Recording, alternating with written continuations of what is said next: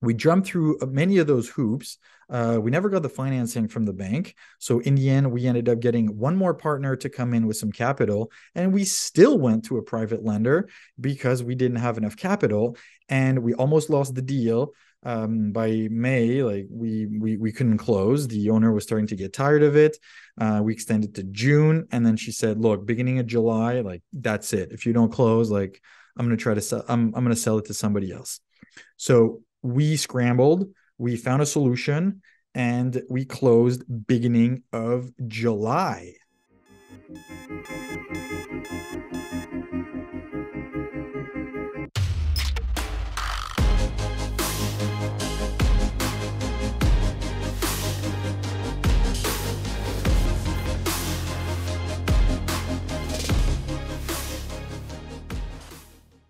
Hello, and welcome back to the Very Real Estate Effect podcast, a show dedicated to real estate investing right here in Quebec. And today, I'm going to give you a big update on a project that I told you about, that I shared, and I want to share with you the entire story because it's closed, it's sold. So before we go into it, and go into the grimy details of the story, because there's many learning experiences that I want to share.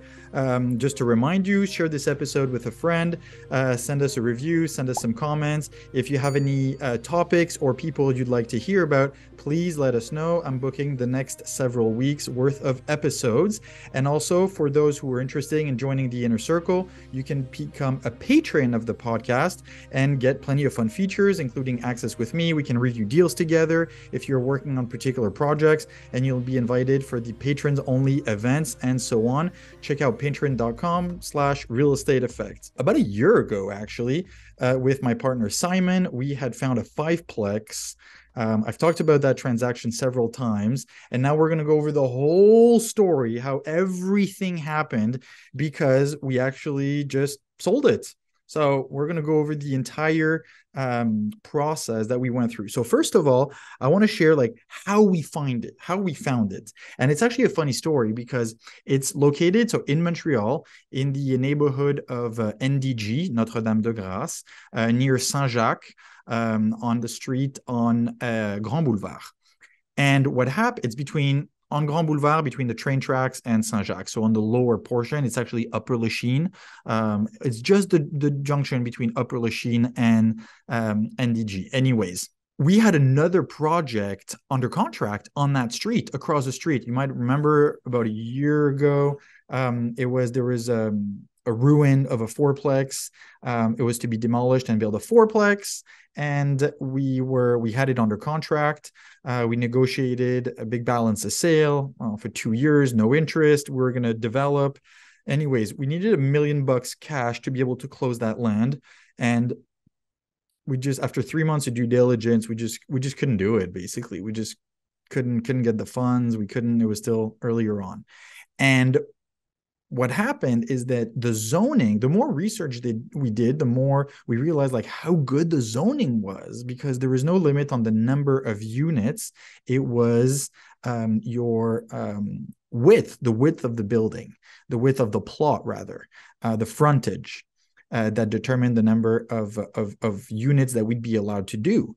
So we started to prospect that entire zoning block. So making phone calls, sending some letters, and I'll give all the credit to Simon because he's the one who did it.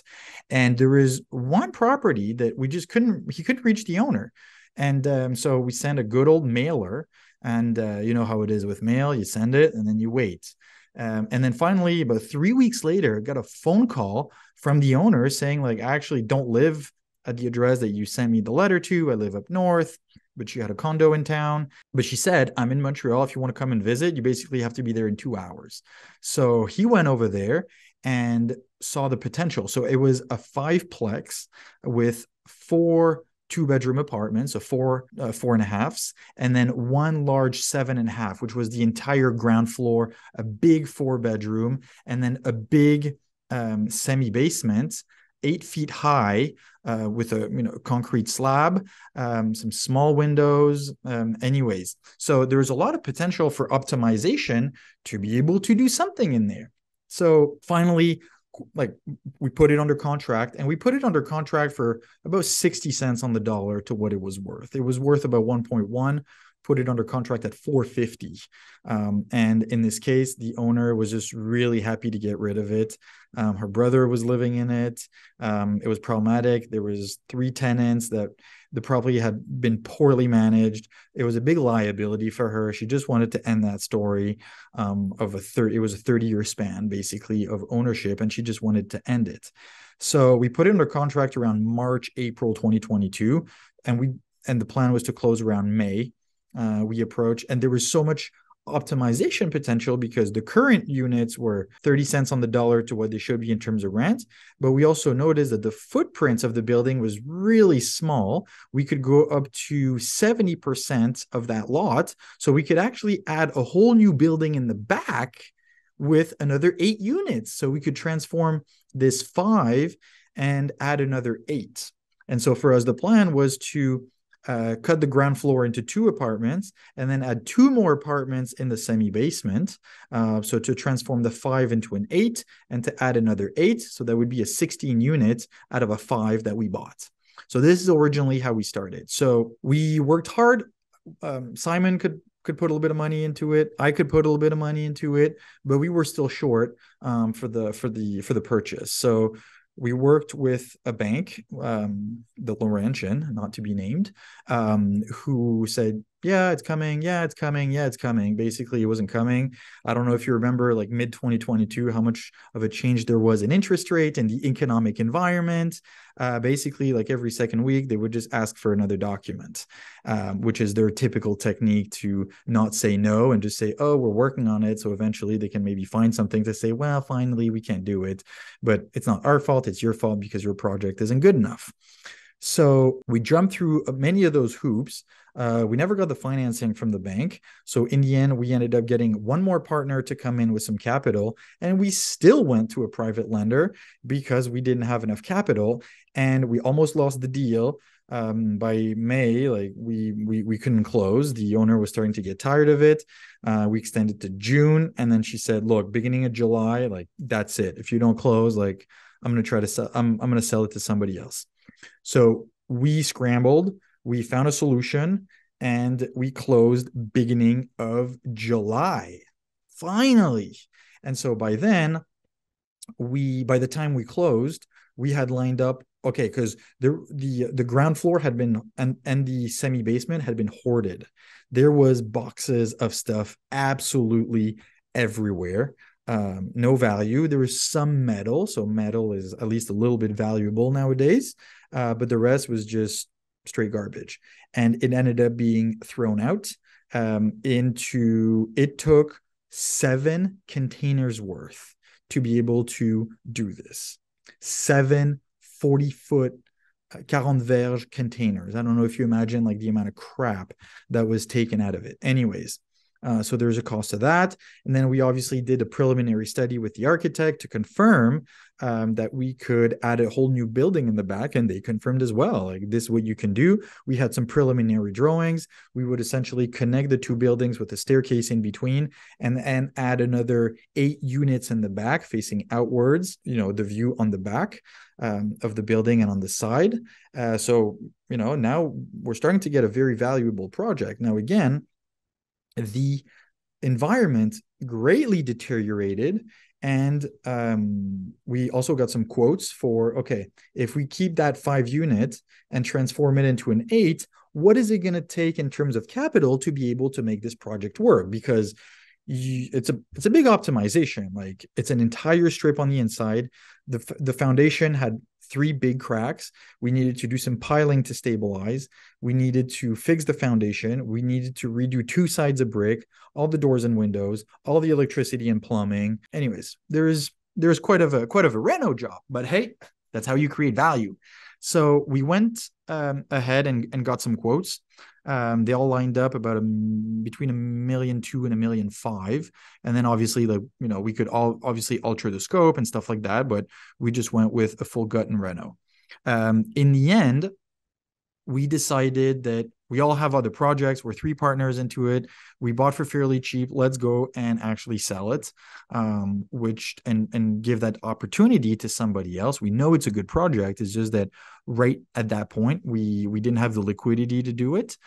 So we decided to sell. So we approached our entire network and then asked and then offered it for sale. Originally, we thought we'd get about 900 for it.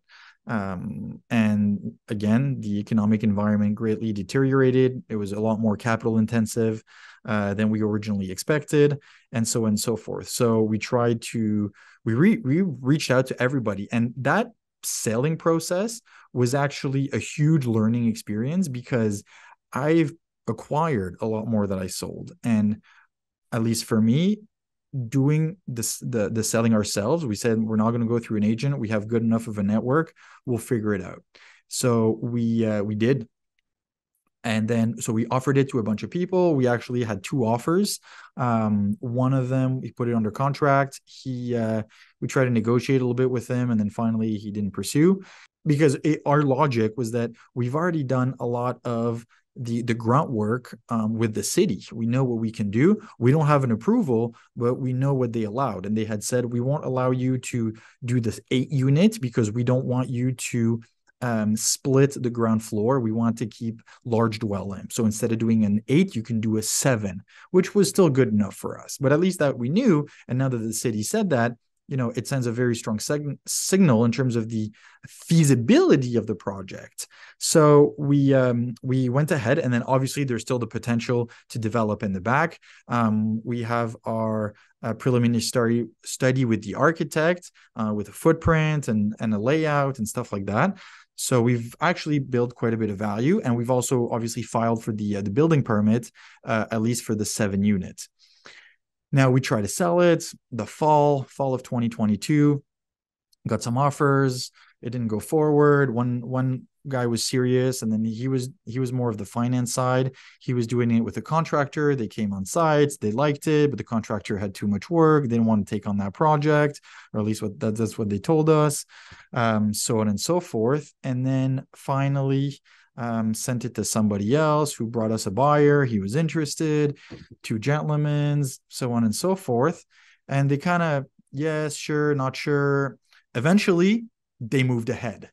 And so made an offer on it, lower, a bit lower, quite a bit lower. At that point, it was 700. 725 originally, put it under contract. They did a little short inspection. It was taken down to 700. And then that's it. And then we move forward. So we're happy. And he has said, I'll close in 2 weeks. It's, give me a week to do an inspection. I'll close 2 weeks after that. Anyways, a little bit more stuff came up. We ended up doing another little price reduction, actually to 680. And we ended up closing about 3 or 4 weeks after that. And I just want to go dive in a little bit and give you some details. I've really learned again huge about selling because I've been buying a lot, not selling that much. And I had forgotten like I wouldn't say it's some of the negotiation, but like some of the psychology that goes with it. And I became a lot better at it when I really realized like I'm ready to walk away at any point. Those are the terms. We've already given you a price reduction. That's it. Because to go into a little bit into the details, he essentially called me one day and said, look, it's not going very well with my partners. I'm going to have to delay. I essentially don't have the money for it. And in terms of price, it's still too much. And, it would help me convince them if we could reduce the price by another 50,000. And I said, no way. We've already greatly reduced. We're with 2 partners in this. Everyone's got to make a little bit of money. No. And I could smell there was something into it. So I told him that, he had lifted all of his conditions. He said he'd go ahead. We had a contract. He's bound. Now he's got to go ahead. And I told him, and I remember on the phone telling him, like, that's not my problem. That's a you problem. You're going to have to go figure it out. And what I hear from you is that you basically have the next, 10 days or 2 weeks to go find the balance of what it is that you need. And we had a notary debt set, and we're going to close on that date. And otherwise, because we have a private loan and we have to extend, you're going to be responsible for the interest payment, and we're going to ask you also for some other damages, basically, because we had started to make some arrangements on our side as well. So it went on for a day or two, and then try to argue about the brick and this and that. There's a small price reduction, but not nearly as much as what he was asking. And then finally he said, yeah, okay, I figured it out. I'm going to do it. I don't know. I'll give him the credit of the doubt. I don't know whether that was real or not, or that was a negotiation tactic. I deeply feel it was a negotiation technique, and that was it. So we finally went ahead and we closed, and then we actually got paid and everything. So we acquired. We actually signed in July. We sold it end of February. It ended up being a bit longer of a holding period than we were anticipating. And with my two partners, we said, of course, we're going to have a celebration dinner. We had a dinner when we signed on the acquisition. We said we have a good, nice dinner when we go and sell. It's important to have celebrations and to have good times together. And that's the golden nugget that I want to share with you, is that as we were having dinner, we said we would do a debrief, and we really talked about the personal impact and implication that this project had for all of us and everything that we learned. And, it's three of us. So we went around the table, and on my side, there was plenty of things. One was being familiar again with the sales process. The selling a property is very different than buying a property. So that's kind of the number one. The number two was the amount of due diligence, because you always discover stuff after, and you're like, oh, I should have thought about that during my due diligence on the acquisition. So luckily, there was nothing deal breaker. There was nothing that made us lose money. We made money on this project. Don't get me wrong. We made less than we expected, but we still made money, especially given the difficulty of the environment in the end of 2022. So we're actually still pretty happy with it. And number three, and we had planned for it, but it reinforced, is the importance. And you need to remember this as you're getting involved into real estate, whether you're just starting, whether you're actively doing projects now, you have to have multiple exit strategies. And some of them are, how do I get out? How do I sell it? And who do I sell it to? Under what conditions? Do I take it to permits and then I sell? Do I just do a preliminary study? Do I depending on in the development process, up to where are you comfortable to go to build enough value to be able to sell? But also, in terms of exit strategy, if you can't sell it, what are you going to do with it? Can you rent it as is? Do you only renovate like half of the units, and that makes you like break even or slightly cash flow positive, and then you're okay to hold the property for longer until the environment or you find an appropriate buyer? Like, it's so important to come up with as many different scenarios so that you can have the proper exit. The point of all this is to make money.